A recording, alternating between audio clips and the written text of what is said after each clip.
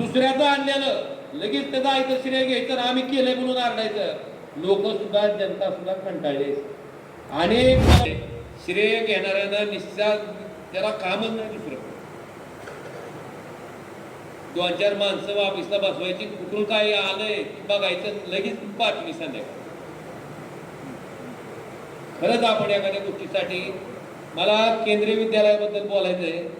केंद्रीय विद्यालयाच्या बाबतीत माझा तारांकित प्रश्न उत्तराला होता 27 तारखेला.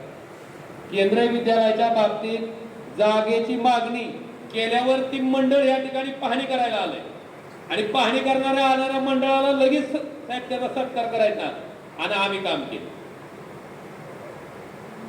माझी कळकळीची विनंती, जी तुम्ही केला असेल त्याचं बिन फुलाच घ्या.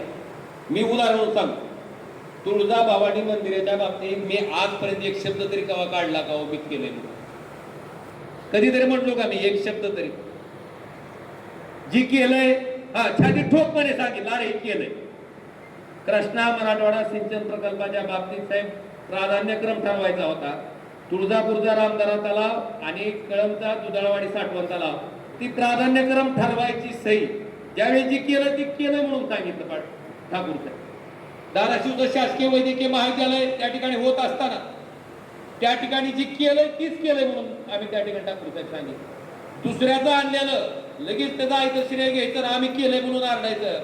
लोक सुद्धा, जनता सुद्धा कंटाळले. अनेक मला उद्योग सांगता येतील.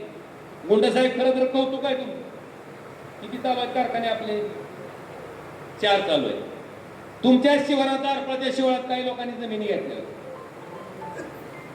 काय ठिकाणी कारखान्याचे निस्ते चिमण्या उभा केलेले आहेत. मला सांगायची गरज नाही आणि लोक वेडी नाही. लोकांना 100% लक्षात येत की श्रेय घेण्यासाठी कोण 24 तास प्रेस नोट देत बसतंय आणि प्रत्यक्षात काम कोण करतंय. मला वाटतं हे सामान्य लोकांना लक्षात येते. मला हायटेजी वाटली की ज्या लोकांनी ह्या उद्यानासाठी आणलेला निधी अडवला होता, ती निधी आल्याच्या नंतर त्याचा सुद्धा केविलवाना श्रेय घ्यायचा प्रयत्न काही लोक करत होते. खरंच मला त्यांच्या बुद्धीची किंमत आणि आई तुळजाभवानीच्या चरणी एवढीच प्रार्थना करतो की अशा लोकांना सद्बुद्धी दे.